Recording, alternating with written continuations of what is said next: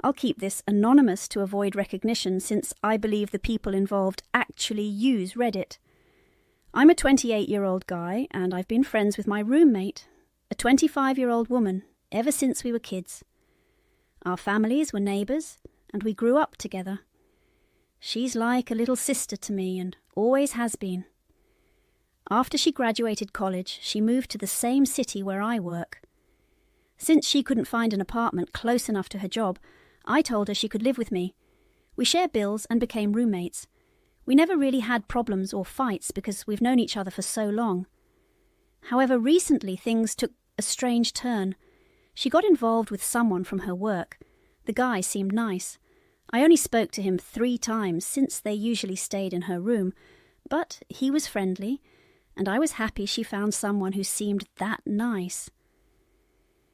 After a few months of their relationship, she sent me a text saying she needed to talk. I figured something might be wrong with the apartment since it's not uncommon for things to break, but I was wrong. When I got home, we started to talk. It's too long to write everything, so I'll just summarize. She told me that while she enjoyed living with me, her boyfriend was starting to get jealous of his girlfriend living with another man. At first, I raised an eyebrow, but thought this kind of thing isn't uncommon. So I was like, "Oh, it's fine.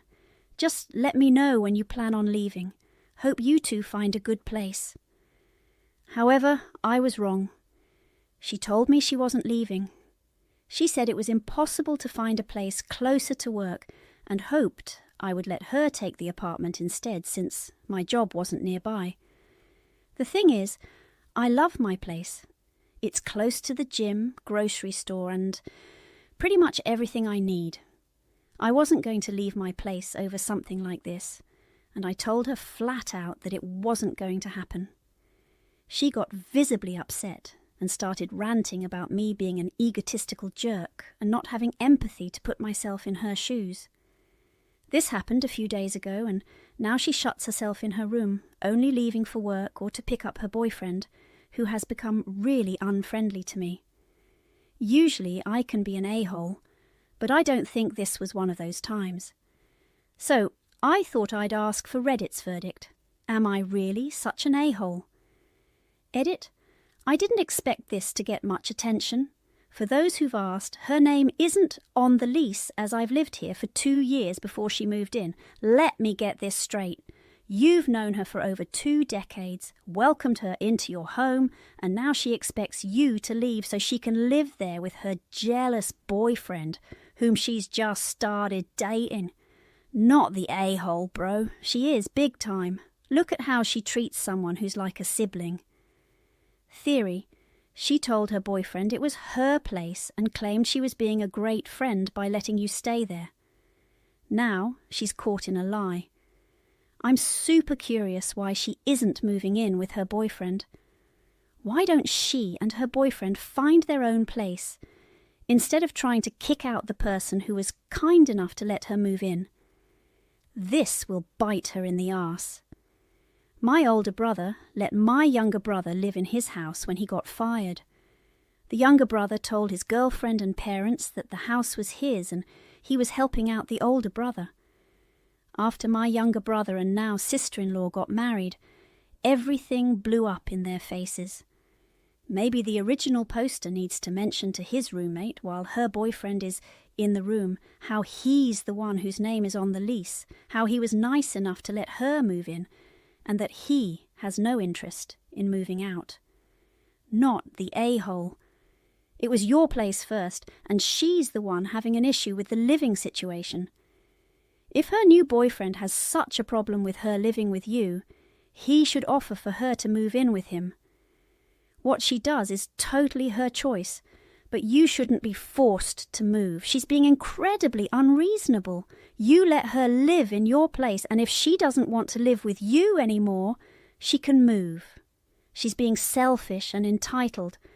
Honestly, it sounds like you consider her a friend, but she only considers you a friend when you do things for her and give her what she wants, not the a-hole. Listen up. Don't question your decision or feel guilty about staying in the home you were living in before you offered her a place to stay. Be calm and rational when she brings up her ridiculous arguments. You're egotistical. Ask her to explain how it's egotistical to stay in the apartment you were living in before she moved in. There's no reasonable answer to that because it's not egotistical. You have no empathy. Not true.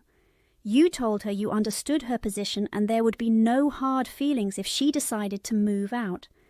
When she says these things, what she really means is, this is what I want, and I don't care if it's right or fair because I want it, so you should do it. Talk about a lack of empathy and an inflated ego. Please do not give in to her absurd demands to upend your life to placate her boyfriend. Since she's cool with being his girlfriend, he can rehome her as you would any other piece of property. You originally lived in the apartment on your own and let her move in because she couldn't afford another place. Now, her turning around and doing this is ridiculous. Give her 30 days to vacate and wash your hands of this issue. When I say this issue, I mean her as well. You've been friends since childhood, and she's turning this on you for a new relationship. Her ego is the one that's out of control. You had empathy when you let her live with you. Next story. My sister, who's 32, asked me if I could babysit Thursday and Friday afternoons after school for her and her husband while they work. I said sure, no problem. I love my niece and nephew, and I love spending time with them. It was also a nice way to get to know her husband's 2 kids better when they had them. It has worked out great for the past 3 years. Then I started doing occasional Saturday nights for their date nights. For a while I've had some issues with her husband. There were nights when he didn't have his kids from a previous relationship, but he still wanted me to babysit. I never felt comfortable with that. When it was his parenting time, I had no problem. But I know his ex from a past job and don't want to get involved with her level of crazy.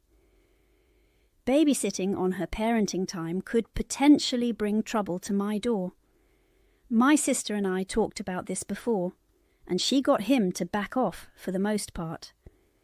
Because of this, I was happy to continue, so last Saturday I was supposed to babysit for them to have a kid-free night after months of craziness due to COVID. My sister's husband showed up with all the kids because it was their parenting time, plus his ex's younger child and her boyfriend's kids. Nobody said anything to me. I never agreed to have all those kids, and at the door he acted rudely because I told him I wasn't babysitting all those kids. I called my sister and she had no idea he would do that. I told her I'm tired of him pushing and last night crossed a line for me. I'm not willing to subject myself to that pressure again. It made me feel awful having to deal with it while all the kids were standing there, some of whom I'd never even seen before. My sister is understandably hurt, but she understands.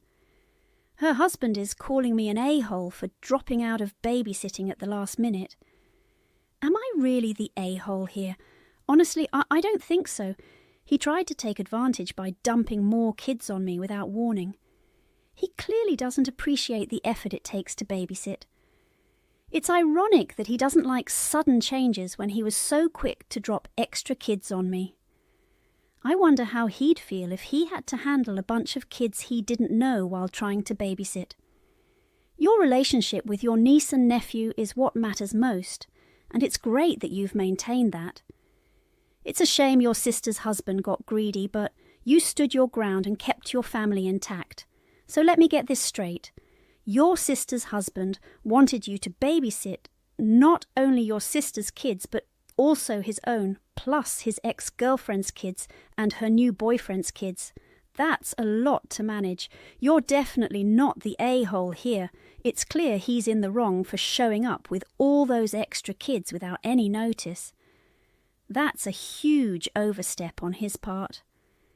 I thought he was an a-hole for trying to push this on me over the months, but he went even further by dropping off kids I'd never met and expecting me to just go along with it. You made your boundaries clear, and his attempt to spring extra kids on you without notice shows he knew he was out of line. It's unfair to put you in that position. My main concern is your relationship with your niece and nephew. Make sure they understand that the change in babysitting doesn't reflect on them, especially if they're too young to grasp what's going on. Your sister's husband is clearly overstepping, and he doesn't deserve any future babysitting from you. He was banking on you being too easily manipulated to say no in front of all those kids. If his actions were so innocent and well-intentioned, why didn't his wife know about his plans? Kudos to you for standing your ground. I hope your sister gives her husband a serious talking to for this behaviour. Stick to your guns. Never means never. Don't babysit for them again. Now, on to my situation. I'm a 35-year-old woman who lost my job after the pandemic hit. I found another job at a meat company, but it pays less, is more exhausting, and has longer hours. With 3 kids to support, I needed a job, even though it's tough on my husband. I planned to stay until I found something better because my boss is quite difficult to work with. A while ago, my 19-year-old niece was looking for a part-time job, and since there was an opening at my workplace, I recommended her to my superiors. My niece's family is wealthy and supports her studies and living expenses. She just wanted extra allowance. Soon my niece discovered that many of us at the company weren't getting standard overtime pay and were working beyond the norm. She was appalled and wanted to file a complaint. I begged her not to, not out of love for the company, but because many of us need this job to support our families.